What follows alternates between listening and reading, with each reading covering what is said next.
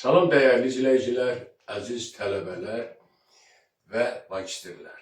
Bugün sizə ali riyaziyyatın kompleks dəyişənli funksiyalar nəzəriyyəsi bölməsindən çıxıqlar nəzəriyyəsinin elementləri mövzusunu şərh edəcəm. Əvvəlcə qeyd edim ki, tətbiqləri haqqında, analizdəki rolu haqqında növbəti videolarımıza deyəcək. Bugün çıxıqlar nəzəriyyəsinin elementlərini, ona aid məsələ nümunələri göstərəcək. Tərif.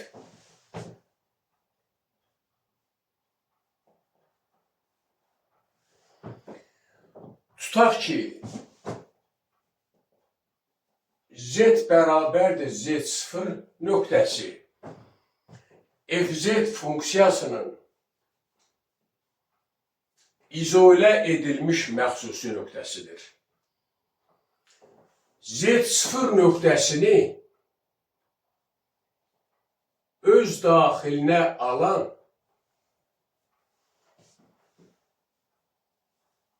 elə el konturu götürək ki, Z0 müstəsna olmaqla bütün daxili nöqtələrdə fz funksiyası analtik olsun. Bu halda 1/2 pi i L üzrə fz dz kəmiyyətinə fz funksiyasının z bərabərdir z0 nöqtəsinə nəzərən çıxığı deyilir və f z0 bərabərdir 1/2 pi i bura integral f L üzrə fz dz kimi işarə olunur. Residey sözünün götürülüb ilk iki hərfidir. Bəzən onu böyük hərflə res f z0, yəni z0 nöqtəsində f funksiyasının çıxığı, bəzən də kiçik hərflə belə işarə olunur ədəbiyyatlarda. Yəni, çıxıq kompleks dəyişənli funksiyalarda həmən bir şəklində olan inteqral deyir. İndi biz burada müxtəlif hallarda çıxıqların hesablanması qaydalarını verəcəyik və onların əksəriyyətinə aid misal nümunələri göstərəcəyik. Birinci, əgər fz funksiyası z bərabərdir z0 nöqtəsi ətrafında Loran sırasına ayrılmışsa, yəni fz bərabərdir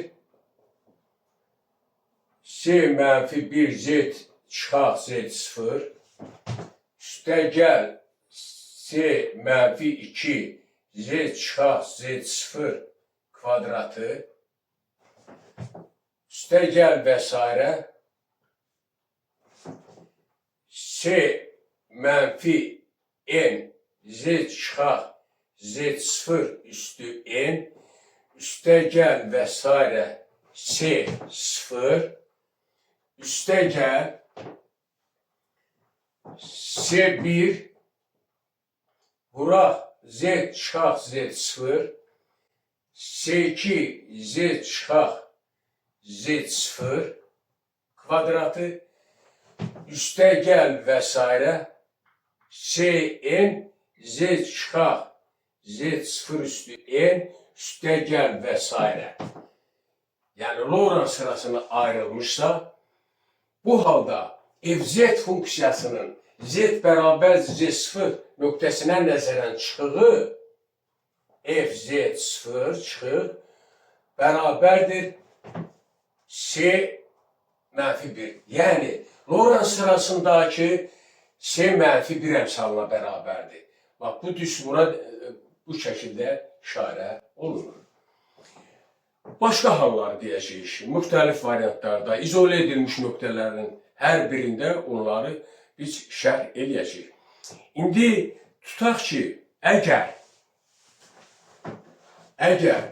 ikinci hala baxaq.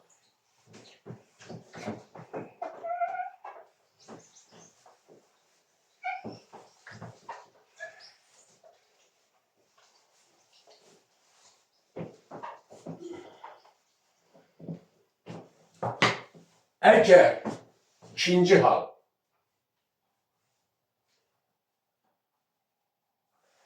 əgər iki Lorentz sırası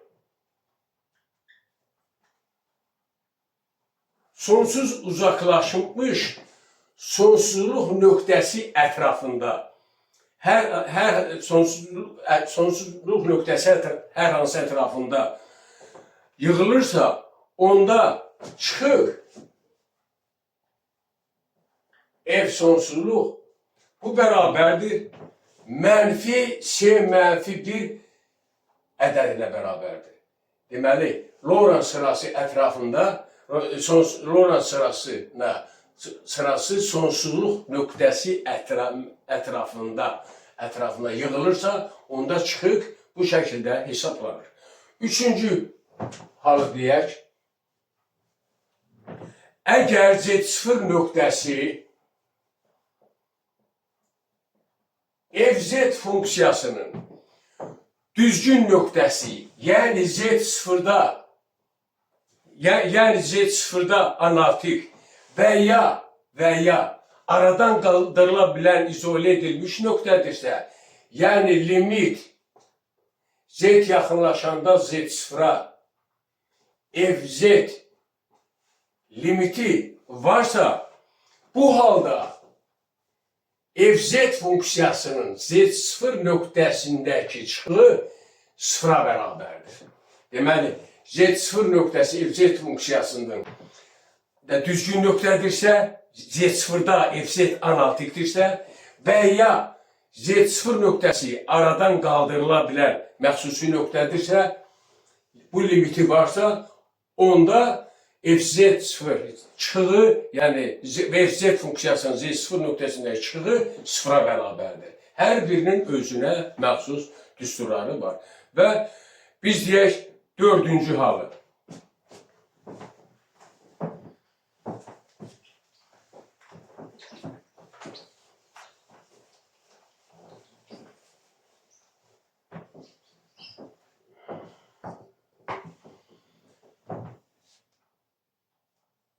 Əgər Z0 nöqtəsi FZ funksiyasının birinci tərtib polisudursa,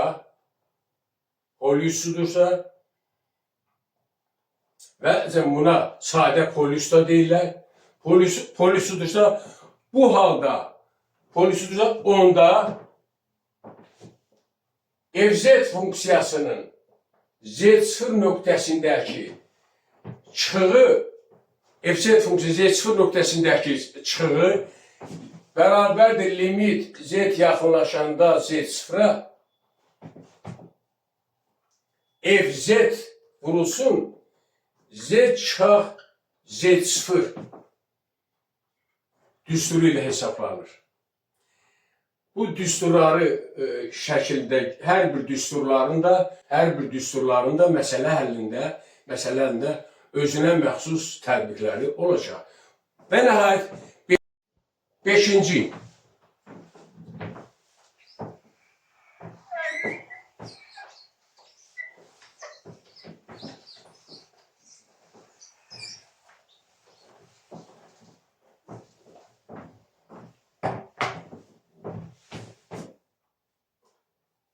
Əgər Z0 nöqtəsi FZ funksiyasının n-ci tərtib polisudursa, yəni FZ bərabərdir bir FZ funksiyası bölünsün Z çıxaq Z0-ın üstü n. n-ci tərtib polisudursa şəkildə, onda çıxıq Z0 nöqtəsindəki çıxıq bərabərdir. 1 bölək n çıxaq 1 faktorial, vuraq limit, z yaxınlaşanda Z0-a, fz vurulsun, z çıxaq Z0 üstü n minus birinci tərtib törəmə. Bax, çıxı şəklində olar. Bu da n-ci tərtib polis üçün fz funksiyasının Z0 nöqtəsindəki çıxığının hesablanması düsturu olur. Evet, onu deyim ki, bəzi ədəbiyyatlarda n-1-ci tərtib törəməni Leibniz yazılış formasından, məsələn, belə də yazırlar. Bu şəkildə də yazırlar. dz üstü n çıxaq 1. Biz Lagrange forması daha sadə olduğundan, yəni funksiyanın özünün, burada bir f funksiyası yazsa, funksiyanın özünün, məsələn, fz funksiyasının n-1-ci tərtib törəməsi. Biz bu işarələmədən istifadə edirik. Yəni, belə də yazmaq. İkisi də eyni mənim. Biri törəmənin Lagrange simvoludur, biri isə Leibniz simvoludur. Və 6-cı.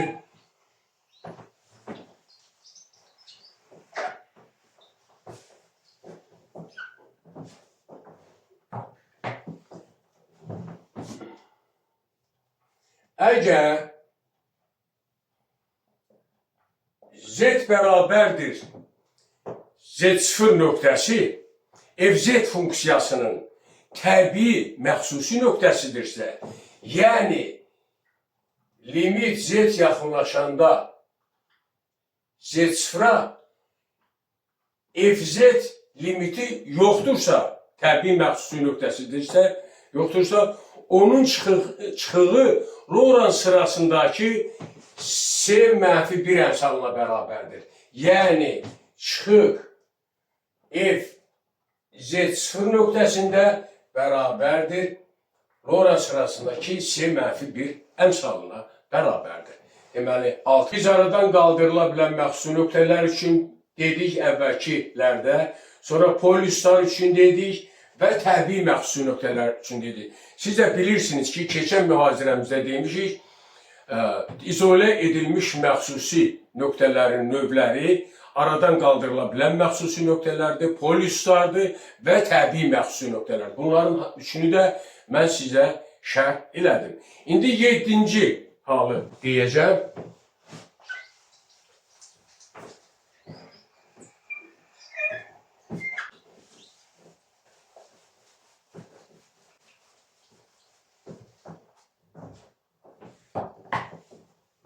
Yedinci hal. Əgər fz funksiyası fz bərabərdir fi z bölək psi z şəklində göstərilə bilirsə, belə ki, fi z və psi z funksiyaları z0 nöqtəsində analitikdir.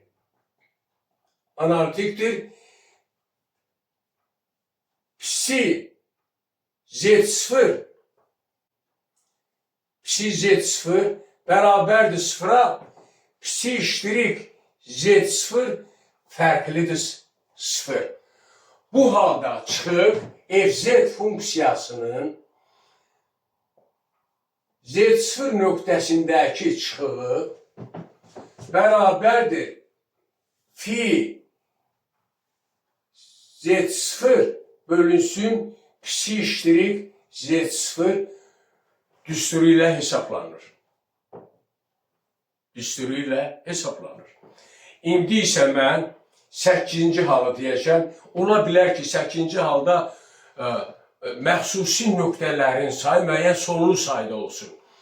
Məxsusi nöqtələrin sayı sonlu sayda olunda ümumiyyətlə çıxıqlar necə hesablanır? Ona deyək 8-ci hal. Əgər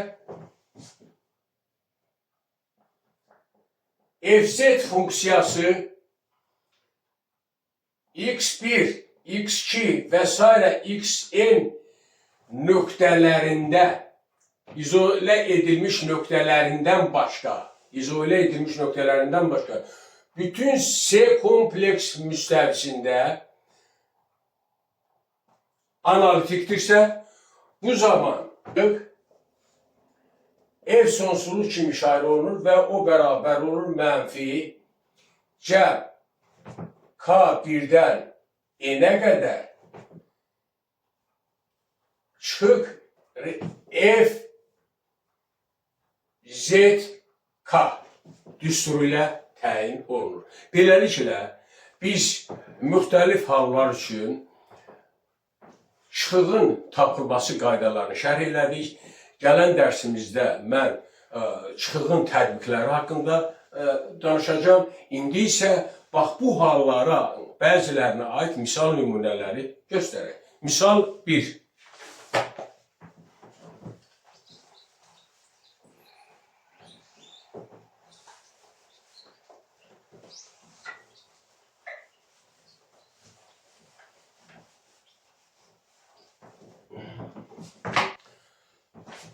Yazıram burada məsələ şəklində, məsələ 1. Fz bərabərdir sinus z bölünsün z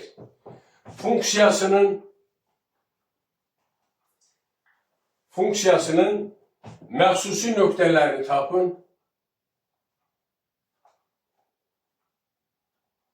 Məxsusi nöqtələrini tapın və tipini təyin edib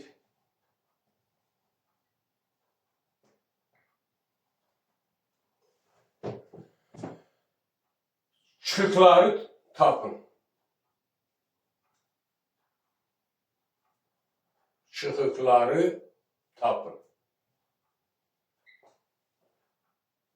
Həlli.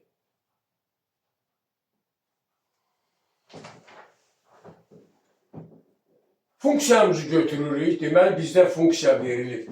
Fz bərabərdir sinus z bölünsün z. Bu funksiyanın məxsusi nöqtəsi məxrəcin sıfıra çevrildiyi nöqtə z bərabərdir sıfır nöqtəsində olur. İndi bunun hansı izole edilmiş məxsusi nöqtə olduğunu tipini təyin etmək üçün mən limiti hesablayıram. Limit z yaxınlaşanda sıfıra sinus z bölünsün z. Bu da birinci görkəmli limitə görə bərabərdir 1 verir. Biz də demişdik ki, əgər limit varsa və sonludursa, onda aradan qaldırıla bilən məxsusi nöqtədir. Aradan qaldırıla bilən məxsusi. Bu fərqlidir sıfırdan. Fərqlidir sıfırdan. Aradan qaldırıla bilən məxsusi nöqtədir. Bu halda çıxıq demişdik. Biz üçüncü hal üçün demişdik. F sıfırda bərabərdir. Elə sıfır olur. Üçüncüdə demişdik ki, çıxıq həmən nöqtədə sıfıra bərabərdir. Aradan qaldırıla bilən məxsusidir. Bu misalın bu hissəsi. İndi biz sonsuz uzaqlıqda yerləşən z bərabərdir sonsuzluq nöqtəsi üçün bunu tapaq. Deməli, sonsuzluq nöqtəsi üçün sonsuz uzaqlaşmış nöqtədə bu 8-ci haldakı kimi cəmlə olacaq. Yəni o cəmi belə deyək. O bərabər idi mənfi k birdən n-ə qədər çıxıq f z k. Bizdə isə bir dənə məxsusi nöqtə olduğundan bizim hal üçün onda olacaq sonsuz uzaklaşmış nöqtədə çıxır, bərabər o bir nöqtə olduğunda elə mənfi bircə nöqtə m1-ə bərabərdir. Mənfi f0-a çıxıra, 0 nöqtəsində çıxıra, bu da elə 0-a bərabərdir. Beləliklə, sonsuz uzaqlaşmış sonsuzluq nöqtəsindəki çıxıqda bu bərabər oldu 0-a. Və çıxıqlar bu şəkildə tapılır. Məsələ 2.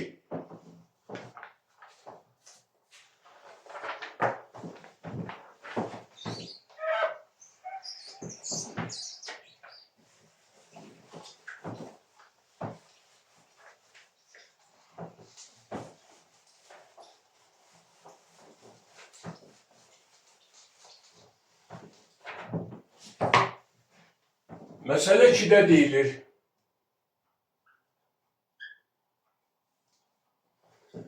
fz bərabərdir, z kvadrat bölünsün z çıxaq 1 funksiyasının z bərabərdir 1 nöqtəsinə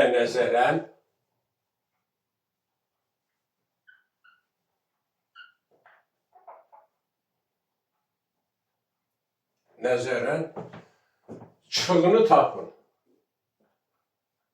Çıxığını tapın, həlli.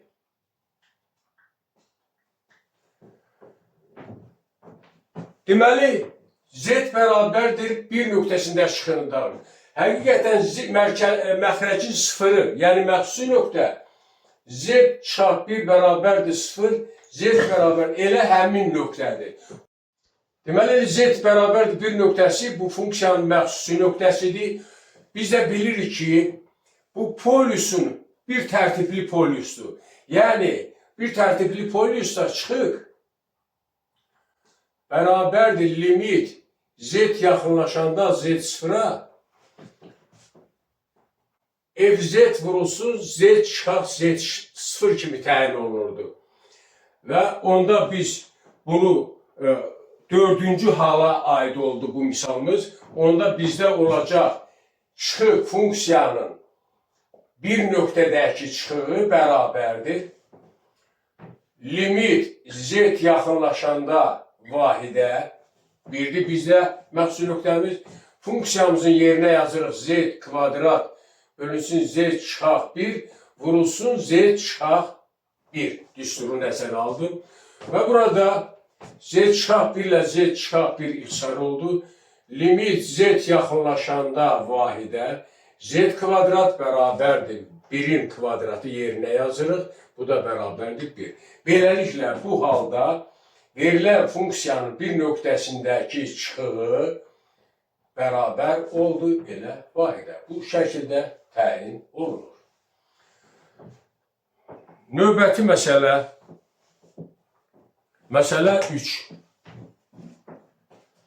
Məsələ 3.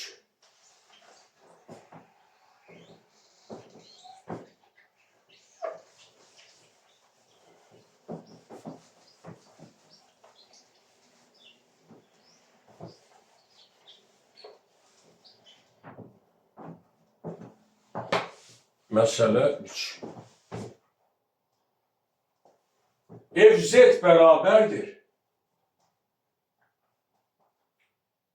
z kvadrat bölünsün z çıxılsın 2-nin kubu funksiyasının z bərabərdir 2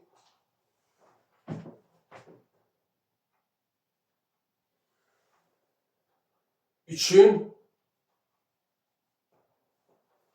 üçüncü tərtib poliusuna nəzərən çıxığını hesablayın. Üçüncü tərtib poliusuna nəzərən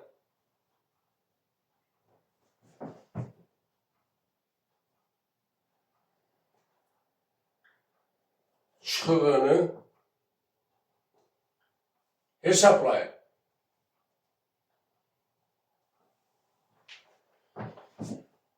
Həlli.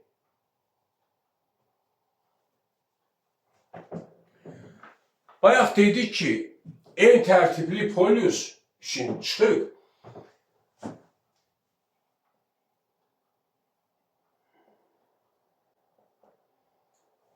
Bərabər idi 1 bölünsün n çıxaq 1 faktorial limit z yaxınlaşanda z sıfıra 5-ci halaydır bu məsələ.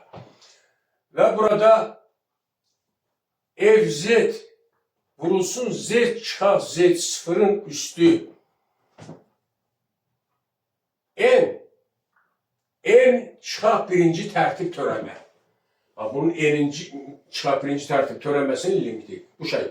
Bunu bizim misalda yazaq. Z bərabərdir ki, məxrəcin sıfırı 3-cü tərtib polüsdür. Z bərabərdir ki, 3-cü tərtib polüs olduğuna görə bizdə olacaq, birbaşa yazıram, çıxıq f funksiyasının 2 nöqtəsindəki çıxığı bərabərdir. N bizdə 3 olduğundan burada olacaq 1 bölək 3 çıxaq 1 faktorial. Və limit z yaxınlaşanda z sıfırın yerində 2 olduğundan 2'ye olacaq. Öz funksiyamızı yazırıq. Z kvadrat bölünsün z çıxaq 2'nin kubu vuraq z çıxaq 2'nin kubunun n 3 çıxaq bir tərtib törəmə. Yəni ikinci tərtib törəmə. İkinci tərtib törəmə. Bu bərabərdir. Əmsal bu bir ifadə verəcək 1 bölü 2 faktor 2'də 1 2'də 1 və burada ixtisarlarımızı aparırıq. Qaldı z kvadrat limit z yaxınlaşanda 2'ye z kvadratının ikinci tərtib törəməsi. Bu da bərabərdir 2'də 1 z yaxınlaşanda 2'ye olacaq limit z yaxınlaşanda 2'ye İkinci tərtib törəmə z kvadratından bir dəfə törəmə aldıq 2z. İkinci tərtib törəmə alanda z kvadratından 2z'in törəməsi bu da bərabərdir 2 alınır. Deməli burada alındı elə 2, bu da bərabərdir 2'də 1 vuraq 2 verdi 1. Beləliklə verilən məsələdə 3 tərtibli polüsün nəzərən çıxığın qiyməti vahidə bərabər oldu. Yəni bu məsələnin cavabı bu şəkildə ifadə olunur.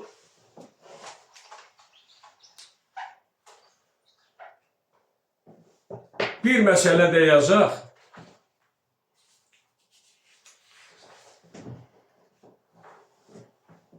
Məsələ 4.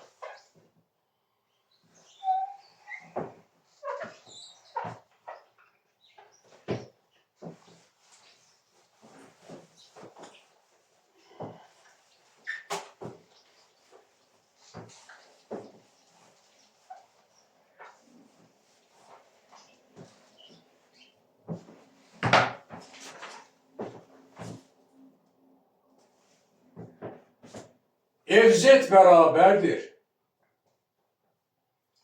Z üstəgəl 1 bölünsün. Z üstəgəl 2'nin kvadratı vuraq z çıxaq 1.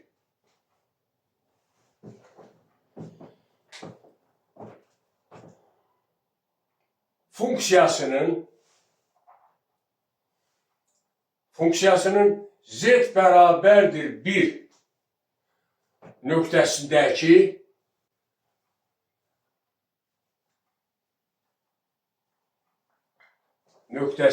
çıxığını tapın.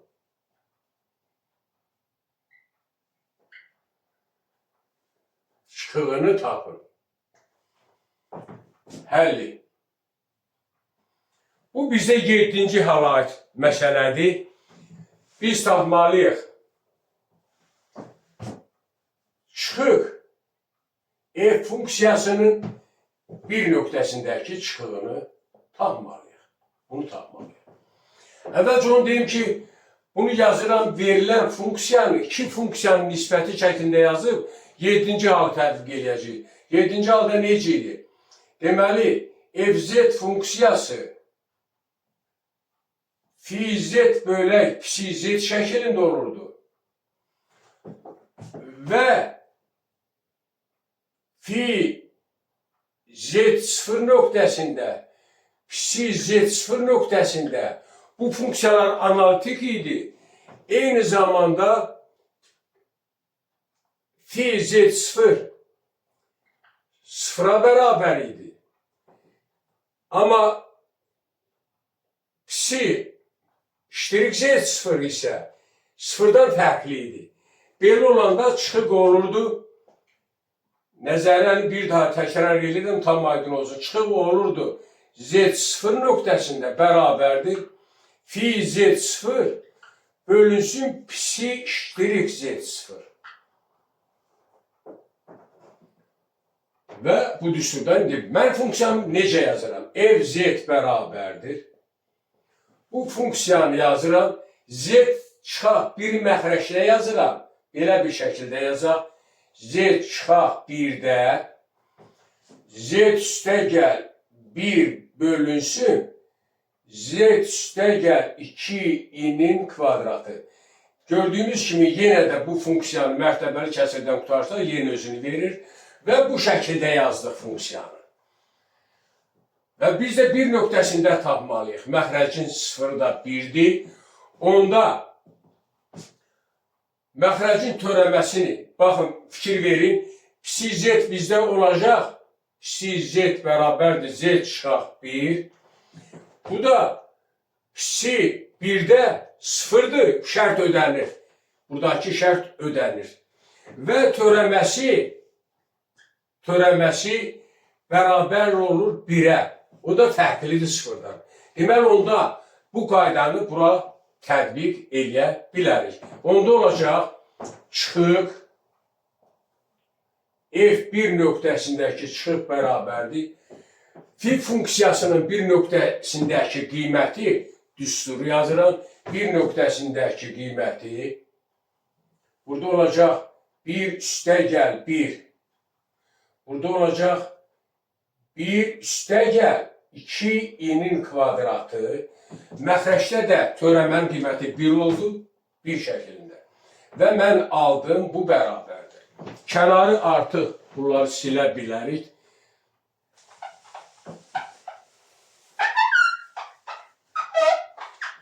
Silə bilərik buranı. Onda olacaq, bu bərabərdir.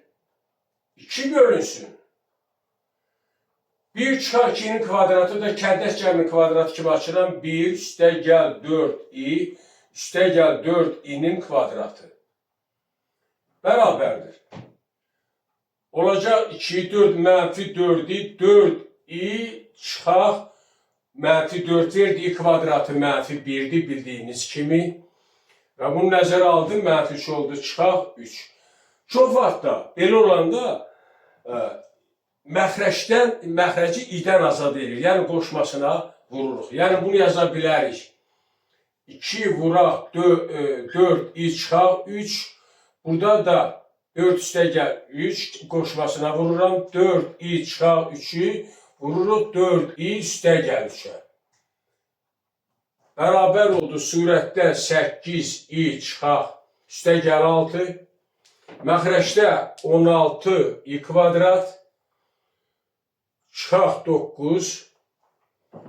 Bu da bərabər oldu. Mənfi 16 i kvadratı mənfi 1 olduğundan mənfi 9, mənfi 25. Mənfi 25 məxrəcdə oldu. Surətdə 8i üstəgəl 6. Bunda biraz səliqəli yazılışla belə yaza bilərik ki, mənfi 25-də 6 üstəgəl 8i. Və beləliklə çıxıq bir nöqtəsindəki çıxıq bu məsələdə bərabər oldu. Mənfi 25-də 6 üstəgəl 8i. Bununla da bugünkü dərsimizi bitmiş hesab edirəm. Sağ olun, yeni dərslərdə görüşənə qədər.